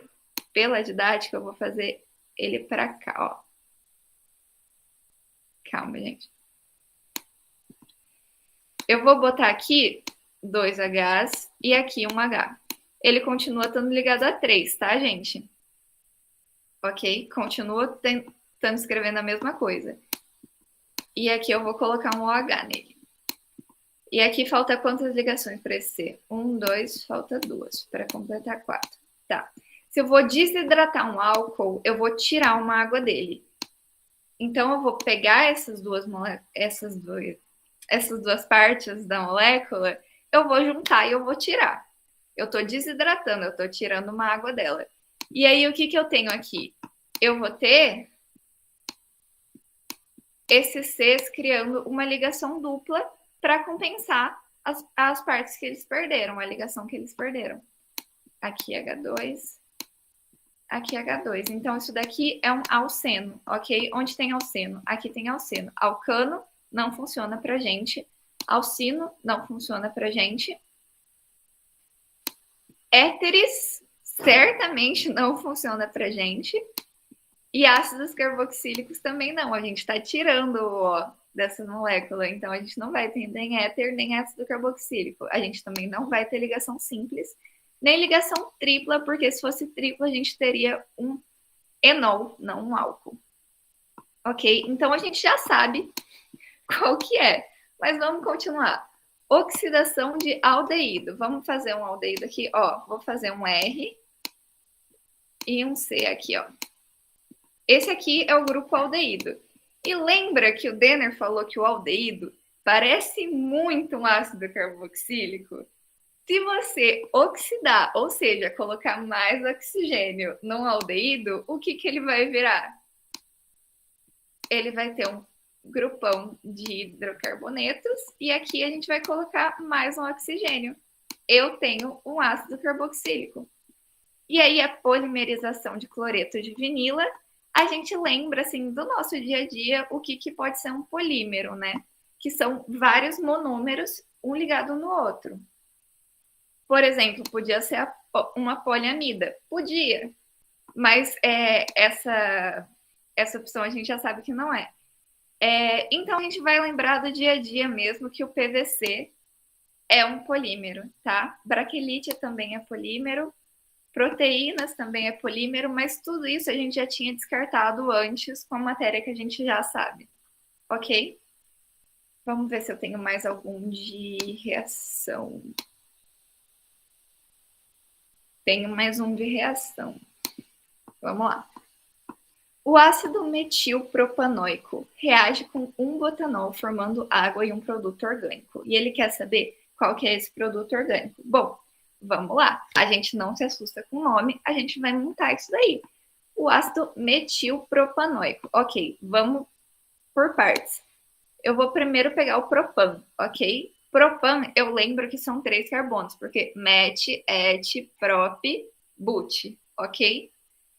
Então, prop são 3 carbonos. Vou fazer aqui 3 carbonos, um ligado no outro. Eu sei que entre eles só tem ligações simples, porque a gente tem o an aqui, ok? A gente sabe que é um ácido metilpropanoico. Se eu for fazer um metilpropano, o único lugar para esse metil, tá? É no carbono do meio, certo? Porque se eu tivesse ele nas pontas, eu ia ter um ácido butanoico, não metilpropanoico. Então, aqui eu vou fazer mais um. E aí, eu vou completar com o grupo ácido. E os carbonos, vamos completar. Carbonos não, perdão. E os hidrogênios, Vamos completar com hidrogênio sempre que possível. Sempre que tiver tempo, tá? Se vocês conseguirem fazer sem completar com hidrogênio, não precisa. Reage com um butanol. Bom, butanol a gente sabe que é... Deixa eu fazer o grupo álcool aqui, só pra gente fazer um negócio. Butanol a gente sabe que tem 4 carbonos. Como é an, a gente sabe que a gente só vai ter carbonos ligados por ligações simples, tá? Aqui eu não vou completar de hidrogênio, mas fica para vocês aí completarem de hidrogênio, ok? Então, o que acontece? Ele vai formar água, ok? Como que eu posso tirar água desse composto? Eu posso, por exemplo, pegar esse OH e esse H aqui, e eu vou formar com eles um H2O. E aí, o que acontece? Esse carbono e esse oxigênio vão ficar sentindo falta de alguma ligação. O que eu posso fazer? Eu posso ligar um no outro. E aí, eu vou ter, ó, um C, vou colocar o metil aqui, mais um C, e aí acaba o que eu tenho nessa molécula. Tá? Depois que eu tenho dupla O. Acaba o que eu tenho nessa molécula, mas esse carbono aqui tá sentindo falta de uma ligação. Então, eu vou ligar ele com esse oxigênio. Esse oxigênio, mas eu vou colocar 4 Cs aqui, tá, gente? Finge que tá o resto aí. E o que acontece? Aqui eu só tenho que ver que função é essa, que função é essa. É o éter, só que tem um negocinho a mais. Então, é o éster.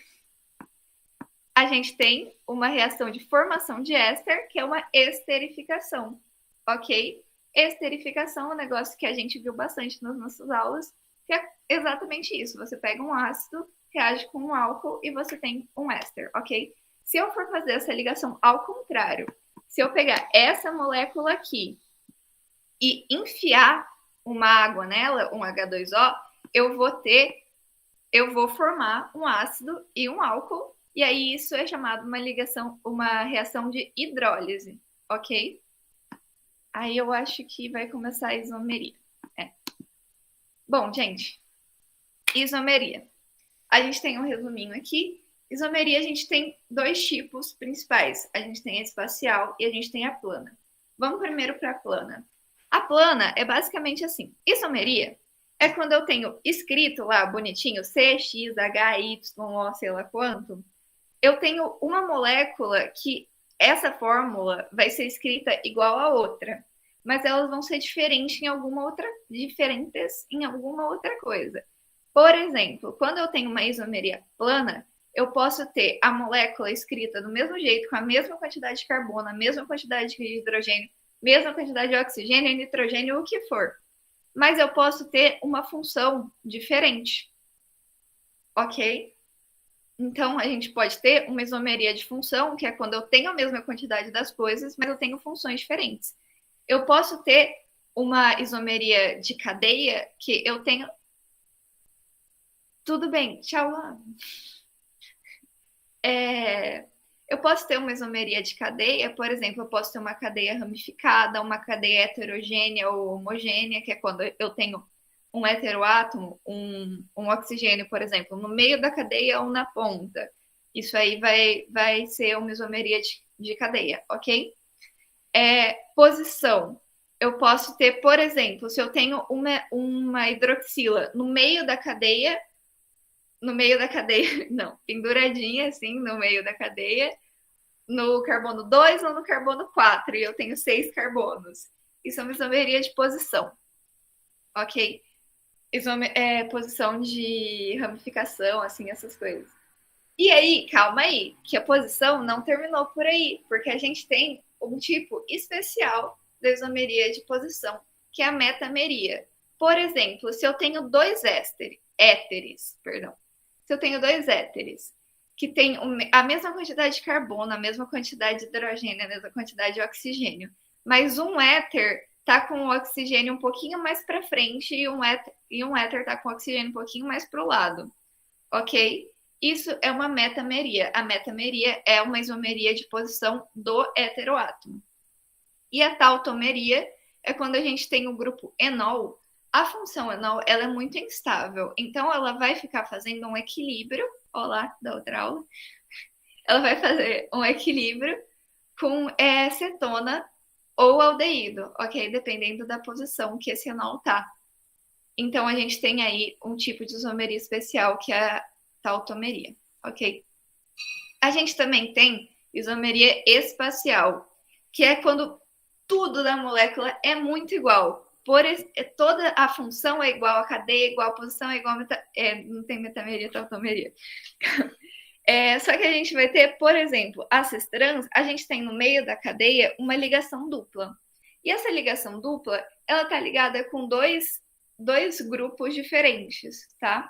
Por exemplo, eu posso ter um super grupo de carbono, no meio deles eu tenho uma dupla, e cada um desses Cs da dupla está ligado a um hidrogênio e ao resto da cadeia de carbono.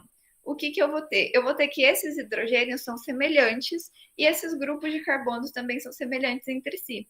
E aí a gente tem uma isomeria cis-trans, a gente faz assim, ó, a gente faz a ligação dupla, semelhantes, os meus dedões são semelhantes. Esse aqui, vamos fingir que isso daqui é a ligação de hidrogênio e isso aqui é o resto da cadeia carbônica, tá? Esses dedos aqui. O que eu vou ter? Quando a gente traça uma reta no plano e a gente vê que esses hidrogênios estão no mesmo lado da reta, é porque ele é cis. E quando eles estão de lados diferentes, ele é trans, ok? Então a gente vai ter cis e trans. E isso também confere uma isomeria, apesar de tudo ser igual. O cis-trans, ele tem... O espacial é diferente. E a gente também tem a isomeria ótica, que é quando eu tenho um carbono com 4 ligantes diferentes, ok? Sempre que você tem isso, você vai conferir uma isomeria ótica, é o que a gente chama de carbono quiral, que você pode ter o arranjo desses 4 ligantes de uma maneira diferente que você não consegue sobrepor eles, ok? Tipo assim, por mais que você tente, é como se fossem suas mãos, ó. Uma é a imagem da outra, certo? Se eu for fazer assim, elas são exatamente iguais. Mas se eu virar as duas para cá e eu tentar sobrepor, eu não vou conseguir, ok? É a mesma coisa que acontece com o carbono quiral. A gente não consegue sobrepor uma na outra, eles não ficam iguais, apesar dos 4 ligantes serem os mesmos, ok? Vamos lá para exercícios. Fazer uns exercícios de isomeria aqui.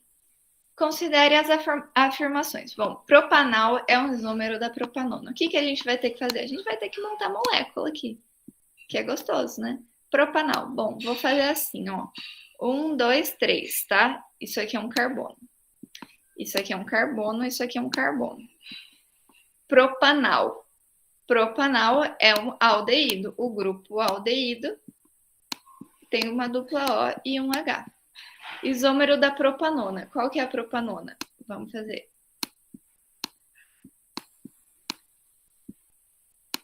Propanona é tipo assim, ó. Ok? Aqui eu vou completar com os hidrogênios, porque... Vou até fazer certinho lá. Porque a isomeria, né, é bom saber quantos hidrogênios tem em cada um. Aqui nesse tem 3 hidrogênios, ok, gente? Sempre lembrando, cada carbono faz 4 ligações.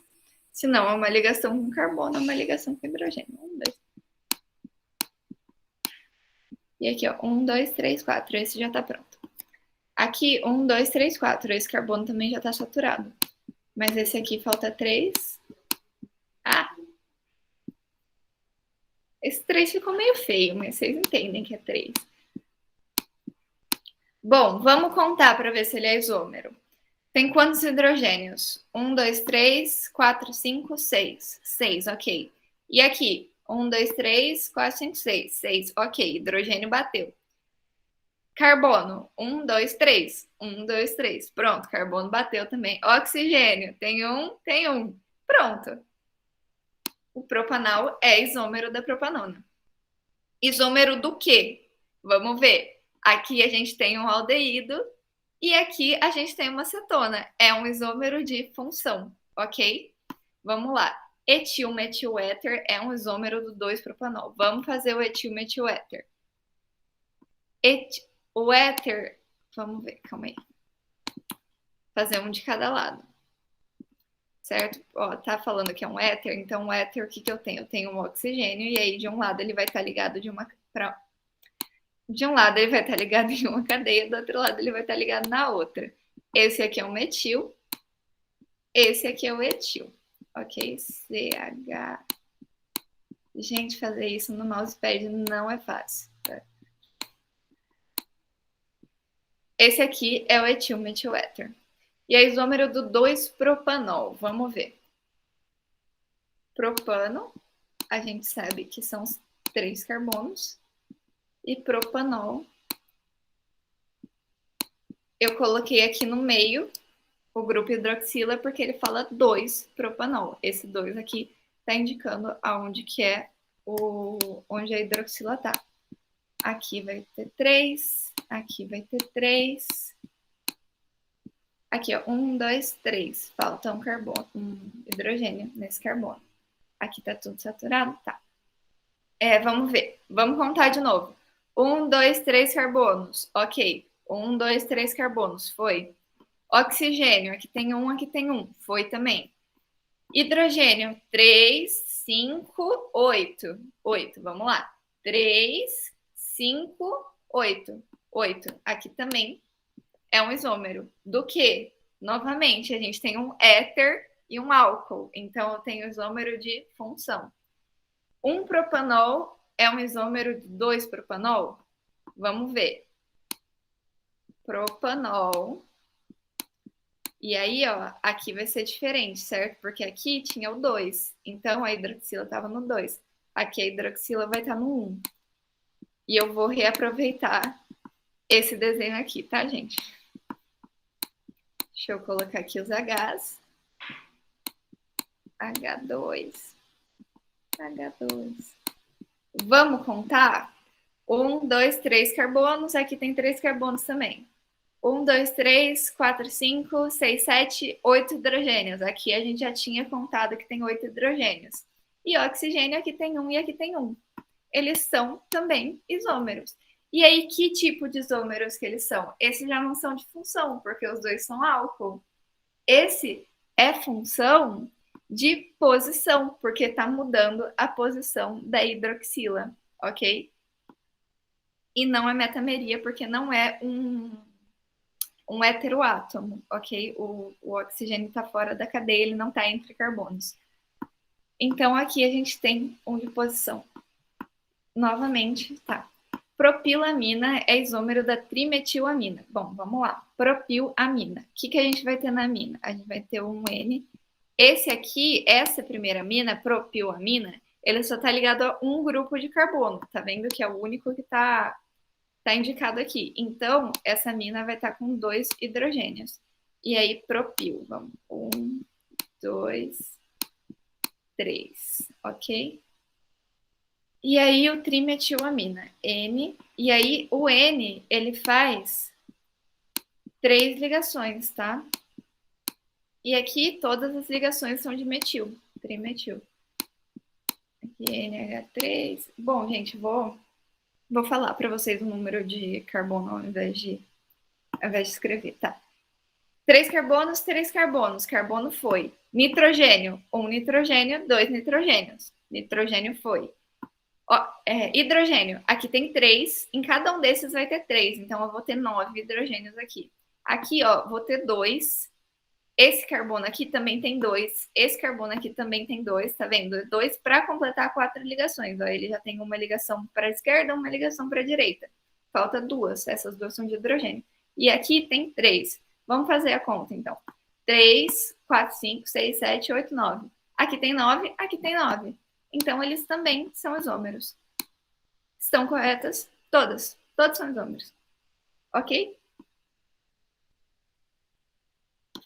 Vamos para o próximo. Gente, se alguém tiver alguma dúvida, pode falar, tá? Com a fórmula molecular C4H11N, são representados os seguintes pares de compostos. Então, todos esses têm a mesma fórmula molecular, todos esses são isômeros. E aí ele vai pedir pra gente que tipo de isômero cada um desses é. Ok, vou pegar aqui um negócio azulzinho. Ok, aqui, vamos ver. Eu tenho um NH2 na ponta... Amiga, se você puder aproximar um pouquinho. Ai, perdão.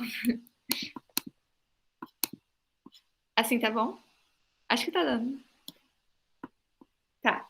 Eu tenho, então, o NH2 na ponta e eu tenho o NH2 aqui como ramificação. O que eu vou ter? Eu vou ter de posição da função, né? Gente, certeza que é posição. Vamos lá. Qualquer coisa a gente chega lá nas alternativas e a gente vê diferente. Ok. Aqui, ó, eu tenho o NH ligado no primeiro e no segundo carbono. E aqui eu tenho o NH ligado no segundo e no terceiro. O que eu tenho aqui? Uma isomeria de posição. Mas é qualquer isomeria de posição? Não, é uma isomeria de posição do heteroátomo. Então, isso é uma metameria. Como esse eu tenho certeza, eu vou marcar aqui metâmeros, ok? Só pode ser esses 2. Vamos lá. E esse 3, eu tenho uma cadeia ramificada e uma cadeia não ramificada. Então, o que eu tenho? Eu tenho um isômero de cadeia. Aqui, então, ó, acertei. Era isômero de posição mesmo. Às vezes eu dou um soluço, mas na hora vai. Então, o que eu tenho? Calma aí, deixa eu tirar um pouquinho do zoom. Aqui, então, eu vou ter uma isomeria de posição, porque o nosso grupo funcional estava ou na ponta ou no meio da cadeia. Aqui eu vou ter uma metameria, que é a isomeria de posição do heteroátomo, nesse caso é o nitrogênio. E aqui eu vou ter uma isomeria de cadeia, porque a gente tem uma cadeia ramificada e uma cadeia não ramificada, ok? Para o próximo, então. Oba! Assinale a opção em que o composto exibido apresenta isomeria cis-trans. Quais são as regras para a gente ter uma isomeria cis-trans? Ó, eu preciso ter uma ligação dupla e eu preciso que cada um desses carbonos esteja ligado a grupos diferentes. R2, aqui é o R1, aqui é o R2, aqui é o R3 e aqui é o R4. E aí, o que acontece? Gente, esse R4 aqui pode ser igual ou diferente desse R2 e desse R1. Assim como esse R1 pode ser igual ou diferente do R4 ou R3. O que eu preciso necessariamente é que o R1 seja diferente do R2 e o R3 seja diferente do R4. Vamos ver o que tem isso, porque isso é o que eu preciso para ter isomeria cis-trans. Ó, aqui, vamos ver. Deixa eu dar um zoom até. Ó, eu tenho essa ligação dupla aqui, e aqui eu posso ver que eu tenho o C ligado num Cl e o C ligado num NH2, ok? O R1 e o R2 desse C são diferentes, ok? E para esse lado aqui, eu tenho 2 CH3, ou seja, esse C está ligado em 2 grupos iguais. Isso não vai conferir isomeria cis-trans, ok? Vamos ver aqui, eu tenho a ligação dupla, esse C aqui, que é o que está na ligação dupla, está ligado num carbono, no hidrogênio e em todo esse grupo aqui. Esse C aqui, esse outro, está ligado em um hidrogênio e em uma hidroxila. Calma aí. O hidrogênio desse carbono 1 é diferente do grupo de carbonos que está ligado nele também. E esse hidrogênio aqui do carbono 2 também é diferente da hidroxila que está ligado nele. Então, a gente tem o R1 diferente do R2 e o R3 diferente do R4. Isso aqui vai conferir uma isomeria cis-trans. Ok? Vamos continuar só para a gente saber por que não são os outros. Aqui a gente tem a dupla entre esse carbono e esse carbono. O que acontece? Aqui eu estou ligada com 2 hidrogênios, ou seja, já não vai conferir mesmo, mas para compensar do outro lado tem também 2 bromos, ou seja, nem o R1 é diferente do R2, nem o R3 é diferente do R4. Isso não é isomeria cis-trans de jeito nenhum. Até porque se você for tentar montar a molécula cis-trans, qual que é a cis, qual que é a trans? Não tem grupos diferentes, ok? Vamos ver aqui, ó. Esse C aqui está ligado a 2 hidrogênios. Está ligado a 2 hidrogênios, já não confere isomeria cis-trans, apesar desse aqui estar ligado a um hidrogênio e um cloro, ok? E aqui a mesma coisa, esse daqui vai estar ligado com esse grupo 2 vezes, ou seja, o R1 é igual a R2, e esse carbono aqui vai estar ligado a esse grupo aqui também 2 vezes, ou seja, também não vai conferir isomeria cis-trans. Ok? Vamos para a última, gente, de quiralidade de isomeria ótica. Aqui vai ser difícil de ler. Tá. Em época de aumento de incidência de dengue, é comum o uso de extratos vegetais para repelir o mosquito responsável pela propagação da doença. Um dos extratos mais usados é o óleo de citronela. A substância responsável pela ação repelente do óleo de citronela é conhecida como citronelal, cuja fórmula estrutural é fornecida a seguir. Ok, então a gente tem aqui a fórmula do citronelal. E aí ele vai ter várias afirmações para a gente sobre o citronelal. Nossa, não vai dar para ler assim. Ele vai ter afirmações para a gente sobre o citronelal. Vamos ver a primeira? Ele apresenta isomeria ótica. Vamos guardar essa no nosso coração e ver o resto antes. Tem fórmula molecular C10H20O. Vamos contar quantos Cs tem. Não vou começar a contar daí, né? Porque já tá. 1, 2, 3, 4, 5, 6, 7, 8, 9, 10. Tem 10 Cs. Tem um oxigênio? Tem um oxigênio. Vamos ver no hidrogênio? Ó, aqui tem 3, aqui tem 3. A gente tem 6. Aqui, ó, 1, 2, 3, 4. Esse carbono já não tem mais nenhum hidrogênio. 1, 2, 3. Esse carbono tem 1.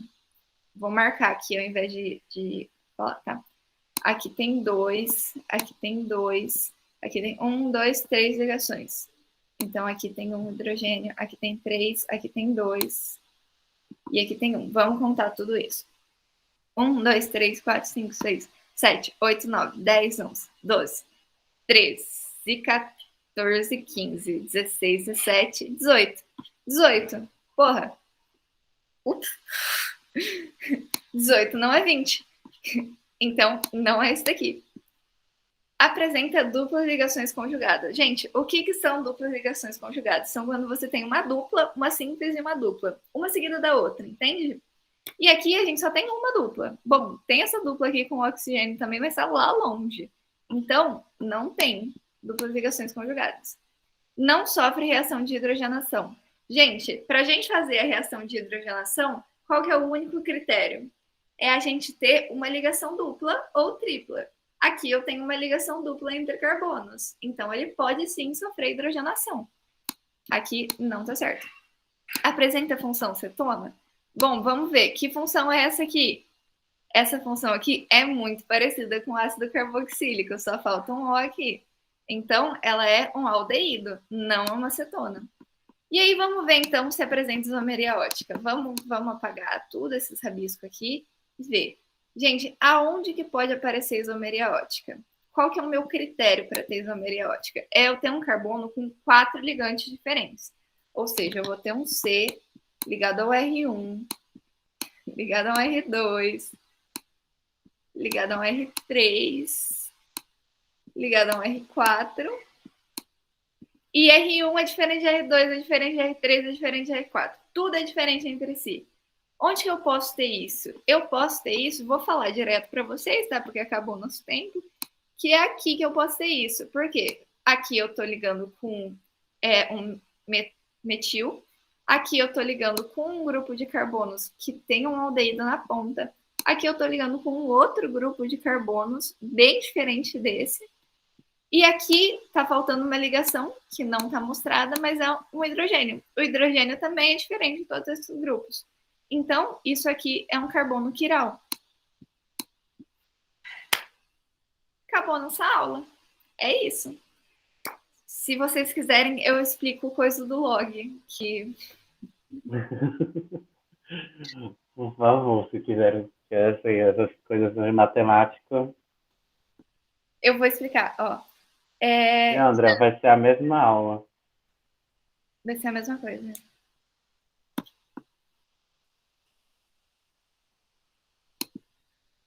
Deixa eu pegar um novo aqui. Ai, aqui. Não. Vai. Escreve aí mesmo. Ó, tá. O que acontece? O log na base 10, esse log que a gente usa para o pH é na base 10. E o log na base 10 de 10 é 1, certo? Porque, tipo assim, o log a gente vê... Obrigada, Leandro. O log a gente vê assim, quanto que esse número aqui precisa estar elevado para dar esse número aqui. Ok? Então, isso aqui é 1. E uma propriedade do log que a gente tem é que, tipo assim, eu posso ter um log na base A de B e eu vou elevar esse B aqui a X. Nesse caso aqui, eu posso, é uma propriedade do log, passar o X para cá. E aí eu tenho X de log de A na base A de B. E aí isso já resolve pra gente. Entendi agora. Então, gente, obrigada pela atenção, por terem ficado aí. E é isso, vamos arrasar na prova. Boa sorte, gente, na prova. Obrigada, professores. A aula foi ótima, até. Obrigada, Leandro. Professor, Obrigado. então eu não vou conseguir participar da aula de amanhã do noturno. Tá, mas obrigada por eu ter conseguido assistir agora. Adiantou muito minha vida. Imagina. Mas amanhã a aula vai ser a mesma coisa também. Tá bom. Tchau, Obrigada gente. de novo. Tchau. Tchau. Tchau, Tchau, gente. Cecília. Tchau, Letícia. Até amanhã. Até.